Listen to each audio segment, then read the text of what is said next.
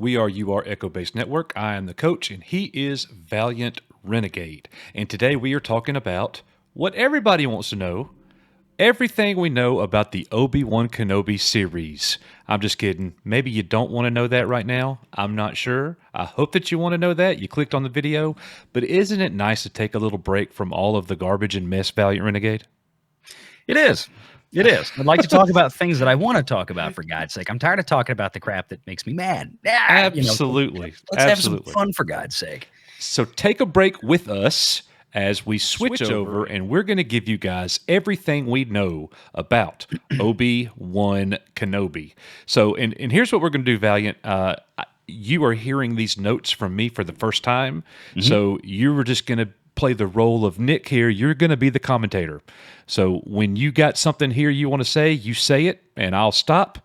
And I'm just going to go through my notes one thing at a time. Number one, filming for this series is beginning right now. It was meant to begin last summer, but McGregor told Graham Norton that filming will begin in March of 2021, and it just happens to be March of 2021.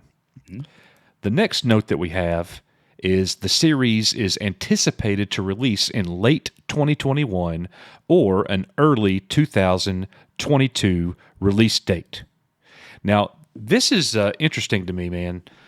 With all the shows that we're getting, the Disney Plus Investor Days that we had, or Disney's Investor Days, where we got a slew of Star Wars, and then we got the Book of Boba Fett announcement shortly after that. The Obi-Wan series is only going to be 6-hour-long episodes. And kind of negative for me, there's only one season that's planned right now. That's it. Yeah, I had heard that. My understanding from Jump Street has always been that this was going to be a mini series or a limited series or whatever you want to call it. And I'm going to work my way back up the list. So yeah, one season planned. This was a one and done. I think a lot of that has to do with the fact so much of Obi-Wan's story has already kind of been fleshed out. In various Clone Wars and Rebels kind of things. I think it was mostly Rebels is where they took care of Maul finally. Yeah. So I think they had a lot of that fleshed out, and I think they just kind of want to have a short window of story time. I think it's supposed to be 10 years post Return of the Jedi, to where we go through. 10 years post Revenge of the Sith. Thank you. My mind isn't working tonight. You got it. Now, as far as the hour-long episodes go, if it's truly 6 one-solid hour episodes, that's a ton. I mean, we're getting through 9 episodes of WandaVision that are like 20 minutes apiece. They'll be 43 minutes long or something like that. Yeah, well, still, that's still not bad. As far as the release date, I haven't heard. I have to imagine if they're just now starting principal photography, which that's what I've heard, I would think 2022, especially with Boba Fett coming at the end of the year. And then as far as the filming schedule goes, I had heard that, we've heard like they were building a set out somewhere in the UK. And then I think Ewan McGregor said that they were filming in Los Angeles. Right. I don't see why both couldn't be true, because it looked like they were kind of building a Tatooine set out there. And I'm sure there is something that they're probably filming inside the volume, that thing that Favreau built to shoot The Mandalorian, that LED soundstage. So yeah, it's cool. Absolutely. And you actually nailed the next point. The setting is 10 years after Revenge of the Sith, which is 9 years before A New Hope. So what do you think about that time period? I mean, can you see Obi-Wan Kenobi leaving Tatooine? I know that's a source of confusion for a lot of fans. I mean, it would... No, off the top of my head, I would say that if he is somehow forced to leave, it's going to have to be for something epic. I think my impression, at least my thoughts of this is going to be a story being told Tatooine. We're going to see a lot of Mos Eisley. We're going to see a lot of, maybe Freetown early on, which was that town that was in the first episode of Mando season 2, where Cobb Vanth was at that point. Right. They could do a lot in there. And I think a lot of it is going to be, I mean, look, that point where Luke is like 10 years old, that's conceivably right around the time that he would have run Maul through for the final time. Right. Now, they talk about having Hayden Christensen in there. So there's a lot they could do right there on Tatooine. Absolutely. Yeah. We will see. I don't know, man. I know a lot of people are having a hard time imagining Obi-Wan's supposed to be sitting there watching and looking over Luke. He's not supposed to go anywhere. He's supposed to be living a life of solitude. And I'm like, let the dude get away for a weekend. Luke is on a farm. He's fine. You know? I don't think I'm going to be mad if he leaves Tatooine for something. I guess my point is that it needs to be something that would fit the character drive to make him leave. There has to be a proper amount of motivation there because he has sworn to watch over this boy. Right. And that's a Jedi oath. I mean, it's But you know, Bail Organa knows where he's at. So I bet that'll have something to do with it there. That's a great observation, Coach. He could wind up Bail Organa, bring back Jimmy Smits, you know, who played Organa in the prequels. Bring back Jimmy Smits, have him meet up. You know, maybe we see a young Luke and a young Leia. All that's on the table as far as I'm concerned. But I think that's why, again, they did a limited series. You know, they wanted to get a whole story and then not drag it out and just make it impactful. It's funny that this news actually just came out today. Everything that we know about Kenobi, I'm kind of updating us here, but it also just came out that Ewan McGregor will play Obi-Wan Kenobi in the Andor series that's also coming out. That hit the news today as well. So he's crossing over. Yeah, he is crossing over into Andor. And with that being said, it stands to reason that Hayden Christensen could also be in Andor. But let's stick with Obi-Wan here. Hayden Christensen returning as Darth Vader in the Obi-Wan Kenobi series. I'm looking forward to that. I am too. And I think everybody kind of takes a breath on this for a minute, because I know I've heard a lot of people like, oh, well, that violates the lore and that da-da-da-da-da, because the first time they ever met since the, Revenge of the Sith was when they had the battle on the Death Star. And it's been said, or at least one theory is that, well, it might not be a legit meeting. It might be Force vision. It might be, Vader invading his mind, which I'm fine with all that. Look, I think it's great that we can bring back these characters in clever ways to make the story interesting, because, look, to me, it makes a lot of sense that, of course, Obi-Wan would be tormented at this point with everything that was going on. He's lost this person, lost that person. He's alone. He's isolated on a desert planet. And it's not like he's playing Uncle Ben to Luke. He's staying hidden. I mean, so, there could be a lot of psychological drama that they could drill into this. And I think they've got a good director in Deborah Chow that was schooled in the Jon Favreau's directing Star Wars school. So absolutely. Yeah. And there's some reasons right there that you just mentioned to be excited that this show could actually be good. We're not saying that it is. It has a chance to be good. Dadgummit, please be good. I'm excited for the story. I hope the story does well. I really, really do. And it's interesting, man. Like a lot of us, people that are our age, when we grew up with the toys that you see behind me here, a lot of people did not want the Obi-Wan Kenobi figure. It's the old man. He was always my favorite character. Always. It's Alec Guinness. How do you hate Alec Guinness? Old Ben was always my favorite. But anyways, so next thing, Indira Varma cast in an unknown role. She was the actress that was in Game of Thrones. She was Pedro Pascal's sister in Game of Thrones. That's exactly right. Yeah, she was poisoned by Cersei. How crazy is this? Yeah. She's a good actress. I loved her in Game of Thrones. I thought she did a great job. And I mean, look, there really wasn't. I don't think there was a bad actor on that whole show. No. So yeah, God knows what she's going to be playing. It's probably, if I had to guess, it's probably a new character. But I mean, a lot of people are saying she could be Satine. You say that, and that kind of crossed my mind. I guess that's possible. But then if you do that, do you have to bring in Bo? You have to bring in Katie Sackhoff? Yeah, I don't know. Yeah. I don't know.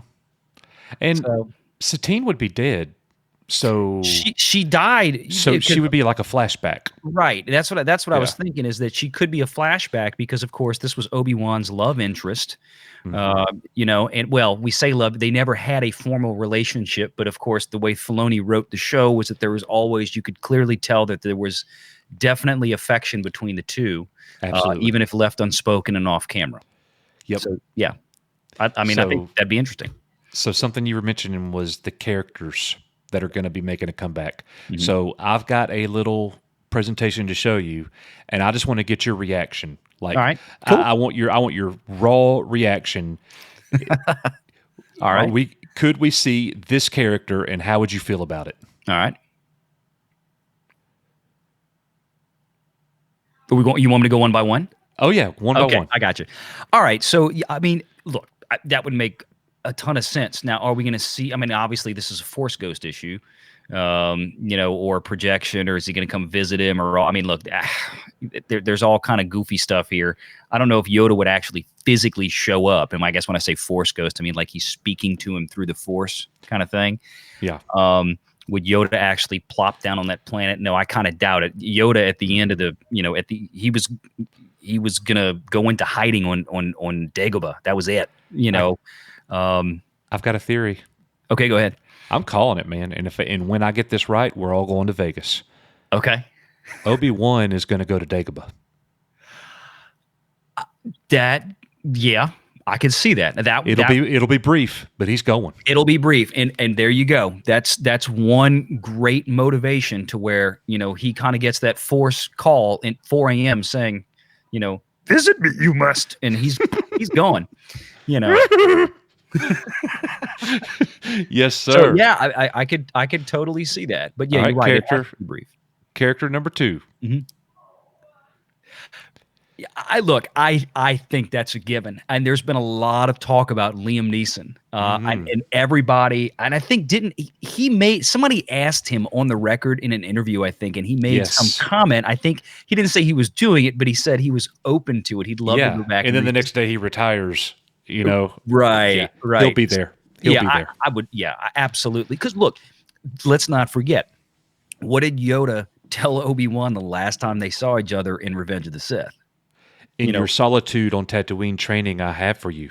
Learn to commune with your former master. He has learned to reach out from the other side, and he will teach you. And then what did we find out in Clone Wars was Yoda reached out to Qui-Gon in Clone Wars, and he was trained on how to cross over and make that. And that's how we got the disappearing Force. Like, when they died, they would just vanish. Right. Qui-Gon allegedly taught them how to do that. He was the first to learn it from the Wills. So anyway, that's deeper lore. You got to watch Clone Wars for that stuff. Yep. All right. So characters 3 and 4. Oh, Peru and that's Aunt Peru and Uncle Owen. Yep. The prequel versions. Yep. And that it's Joel Edgerton and Bonnie Pius. Okay, I did not know their names. You got me on that one. You IMDb that one for me. So I had to look it up. Oh, so, I wouldn't have remembered. Are we talking about the characters or those two actors in particular? I think they'll be back. The two actors. Mm-hmm. Look, they have Lucas and Favreau. They love recasting the original actors. Yep. I mean, we now have a framework for this. We have precedent for this, so that would not at all surprise me. I'm kind of waiting for the other shoe to drop to where somebody's going to be 10-year-old Luke, even if we just see him in a side of his face, out of focus, brief frame. He's going to be there. Well, I just popped him in, and it's a little 9-year-old blonde-headed kid, actually wearing a Darth Vader costume. But don't get it twisted, guys. This is not going to be a kid playing Luke. It's just a picture that I chose. Picture, yeah, no, I got you. This is the actor that's going to play Luke Skywalker. Yeah, breaking first here on Echo Base Network. That's right. Yeah, no, I think it's a given, just like we saw in Rebels. I think there would be more fan outrage if you didn't have a young Luke. Even if he because remember, Obi-Wan is. We know Luke knows who he is from the first Star Wars movie. Oh, I wonder if he means old Ben. Well, they've met. I mean, they don't live that far apart. That's right. Yeah, it absolutely stands to reason that they have some kind of interaction. But Luke, all he knows is he's just old Ben. That's it. He's just, my uncle, my aunt know who he is. He's just old. I mean, so I don't think there's going to be a deep relationship or anything like that where he's, like I said, constantly around watching over him. Right. But certainly they're going to be known quantities to each other. Yep. All right. This one, I don't know how you gonna feel about this one. You got to think about the era. I He's know. there. I know he's there. I feel like that would probably be a bridge too far. I think you remember we've got a 6-hour movie here. That's a lot to squeeze in. Now we say, if we say, will he be in it? Will we potentially have like a cameo shot where he, he says something to Vader and he Right. says, your son is on the planet, or he gives him something you must find. We'll get a little snippet of Palpatine. I'm sure that's entirely plausible. Right. I just feel like they're really going to try to focus the story on Obi-Wan, and if we start bringing in too much in this one, I mean, if this were going to be a 3, 4, 5 season show, Right. yeah, everything's on the table. A mini series, 6 episodes, like you said, real running time, probably around 40 minutes apiece. Well, and the Emperor could be in Andor. Yeah, I think anything's reasonably possible. Here's one that I wouldn't mind seeing, bro, but Mhm. I don't think that we will. I know they pulled it Yeah. off in Rogue One. I don't think so. Only and just purely from a business standpoint, they're going to be doing a lot in this show. They already have probably a big budget as it is. They're going to probably reserve a lot of budget when it comes to CGI and stuff for other things. While throwing in Moff Tarkin would be really cool. It's one of those things to where that one shot or those 2 shots in Rogue One where they had Tarkin back probably cost them $10 million. Yeah. So unless they're going to hire another actor to pick it up, I think we got our treatment to Peter. Well, what was the actor's name? Shucks, I just forgot it. But the guy who plays Tarkin, or the guy who did play Tarkin before he passed, we Peter got Cushing. our dose of him. I'm sorry, Peter Cushing. Cushing. Thank you, Peter Cushing. I think we got our final dose of Peter Cushing in Rogue One with that, and I think it was a nice tribute to him at that point. To bring him back like they could. I agree. Yeah. Well, last character, and this one gets me excited. Yeah. Yeah, I think that's a definite possibility, and I was kind of wondering when you were going to throw that one out. Look, we know, the whole where Rebels falls into play is a little. It's kind of before this. I think when did Star Wars Rebels in the timeline actually finish up? I think it finished up right around between 5 and 10 after Revenge of the Sith, right? Yes. Okay. So if we're in that time frame, it fits. Well, yes, 7, 8 years. This is going to be right before Rebels finished up, like right before this series setting right here. Right. That's my understanding. That's what I was trying to. I keep thinking, Battle of Yavin, but I'm like, no, wait, that's way in the future. I'm trying to go before the Battle of Yavin. So anyway, yeah, I think it totally fits. Now, I don't think she's going to show up. She's not going to make herself known, obviously, to Luke. If there's going to be a conversation, it's going to be a private conversation between her and Obi-Wan, which would totally fit. And I think if they were to miss that opportunity, I think that would really kind of be terrible not to have that happen. Because again, it's like, and we had this conversation before, Coach, I think that, about that whole resolution that needs to happen between Anakin and Ahsoka. Yeah, got to. There's also a character arc resolution that I think we're due between Obi-Wan and Ahsoka, because they were the 3 amigos. I mean, for a while. There in Rebels. And it's, I think it would be fitting to have her show up, even if, she just shows up and Obi-Wan's like, yeah, I wish you would come back to the Jedi Order, or he might just say something like, I'm glad you left when you did. Well, I could totally see, bro. If you think about Kathleen Kennedy's comment about this series, she said, this will be the rematch of the century. I could totally see an older Obi-Wan telling Ahsoka, I need your help to defeat him. And she says, I can't do it. Right. I can't do it, Obi-Wan. I can't fight him Right. again.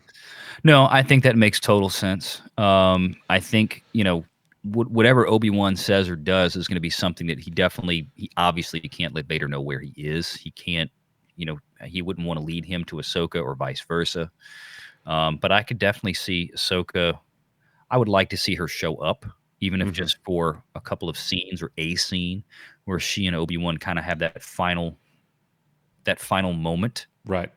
and then she disappears into the wilderness, and we don't see her again until timeline Mando season 2. Right. 5-10 years after the Battle of Endor. Well, I'll tell you what, man. We polled everybody this morning on Twitter. We posted and said, "What are your thoughts on Star Wars Kenobi series with Ewan McGregor and Hayden Christensen?" And the choices were that you're looking forward to it, or I'm not watching. And we had 411 votes thus far. And here are the results of that poll. Ouch. Nearly 41% are looking forward to it, and 59% are saying they are not watching. I want to know: are you buying it? Or are you selling it? I mean, in regards to, am I buying that this many people are not going to be watching it? I mean, I hate this. I don't know. No. I'm talking about for you. Are you going to watch this show or Oh, not?